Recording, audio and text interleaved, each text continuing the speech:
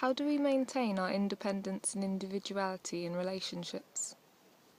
How do we maintain our independence and our individuality in relationships?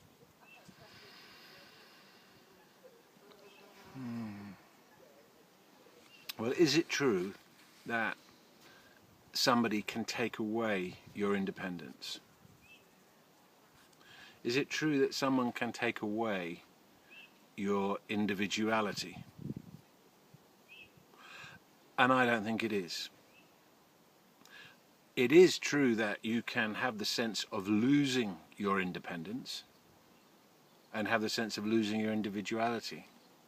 When you're in a relationship, you're kind of not independent. You're with somebody else. And how you're being about that determines whether that's a pleasant thing or not a pleasant thing. The fact that you're co-creating with another human being, and so you have a loss of independence, or the sense of independence. In other words, when you're in a relationship, you can't just do what you want to do when you want to do it, because you're with someone else, and things get negotiated, and things are shared, and you give up this for that, and then they give up that for this.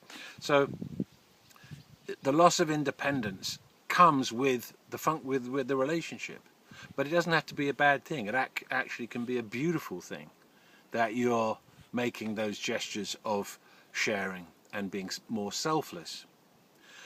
The loss of the sense of individuality, the sense that, oh, you know, I'm being overwhelmed by this person.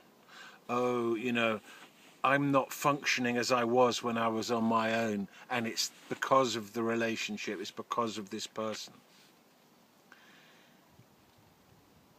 That is a bit different.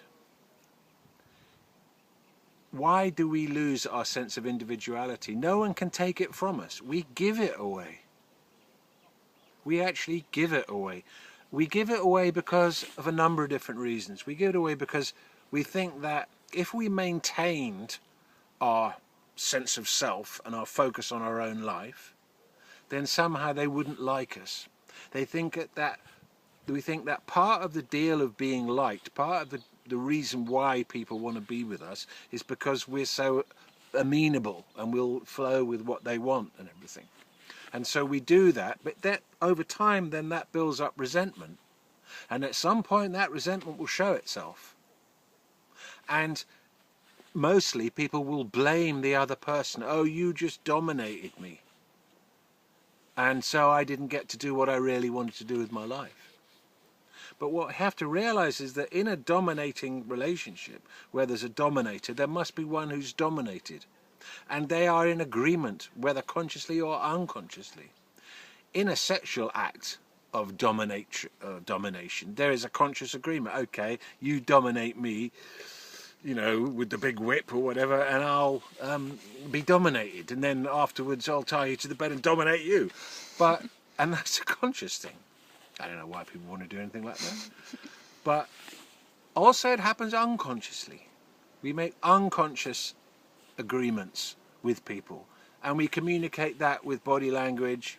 We communicate that with subtle signs. We communicate that in the way that we respond to things, which gives them permission to dominate us. And so when we're not feeling good about ourselves, we think, oh, you know, I have to give twice as much to this relationship in order to get half as much back, because really that's all I'm worth. And if I don't do that, then I won't be loved. But this is, again, a misunderstanding coming out of a wrong identification. You see, if you think you are your psychological self, which is full of complexes, which is wounded and broken, then you will inevitably have the sense that you're not good enough. So you will inevitably be doing strange trade-offs in relationships. I'll give twice as much as you if you'll just accept me. I'll let you dominate me if you'll just love me.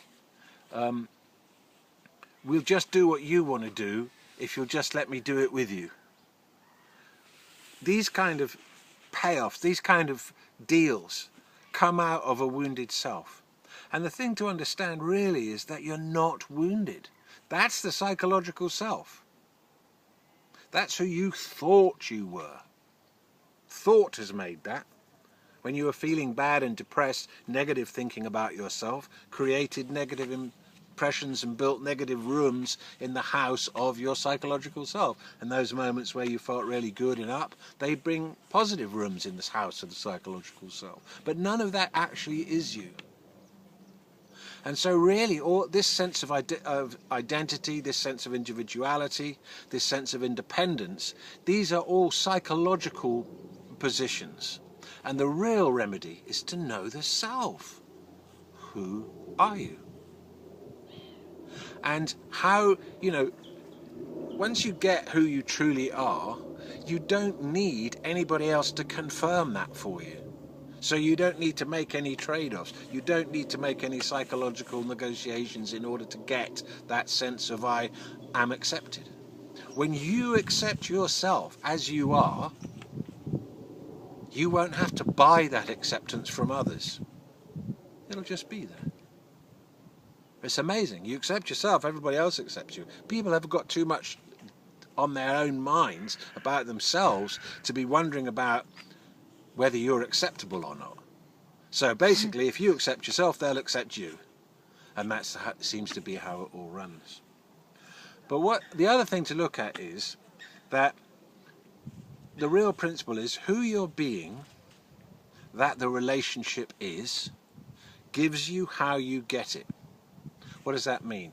Who you're being, the space you are for it, what you're allowing it to be, what you're thinking about it, what you're saying about it, what you're doing about it, what you're not doing about it, what your body language is communicating about it, what subconscious stuff is activated by it, what's being triggered in it. All of this is who you're being that it is. That is what gives you how it turns up for you. The point to realize is that no two people in a relationship get it completely differently. Like, my relationship with you is completely different than your relationship with me. How you're getting the relationship of us together is completely different to how I'm getting it. And you will actually never know how I'm getting it. And I actually will never know how you're getting it. There'll be moments when we'll communicate and we'll kind of get something beautiful. But really, it's your perspective. And there isn't a way, objectively, that it is. Which is extraordinary, because we'd like to think that there's a kind of a way that it is. Oh, our relationship is like this. But no, it isn't. So the question, losing the sense of independence, it's not losing it. You haven't lost it. You've given it up. Which is a bit more confronting. And you've given it up for a reason. Because you think that that's what you need to do in order to be loved, to be validated. And then you will attract people, men, if you're a woman, or whatever, however that works out. Women if you're women loving, men if you're men loving, whatever. But you'll attract a partner who fulfills that need in you. So if you've got a need to give up yourself, you'll find someone who'll want to take it. You just magnetize them too. They'll turn up. And that drama will play out. So then your relationships are created subconsciously. It's an unconscious attractive force that brings these people to you. But once you see that and you let go and move forward, then you can start attracting conscious relationships, people who actually match you, who are not an aspect of your psychodrama. They're not projecting onto them. You're actually just present with them as beings. So it grows. It grows. And codependence, independence and codependence, is where two people are doing that to each other. And they both have given up their independence to please the other, to create the relationship, because they mistakenly think that that's what it takes. And what happens there in a codependent relationship is it just gets gradually more and more boring. until there's no freshness, there's no growth, and there's just simmering resentment. But all these things, you know, you can move, once you see them, once you make them conscious, then you can move forward. And relationships, remember, love brings up anything unlike itself for the purpose of healing. So if you find yourself in one of these dynamics, it is not signifying that the relationship you're in isn't viable and workable. It's signifying that something has come up for healing. And with communication, and with introspection, and with honesty, and with love, you can move forward.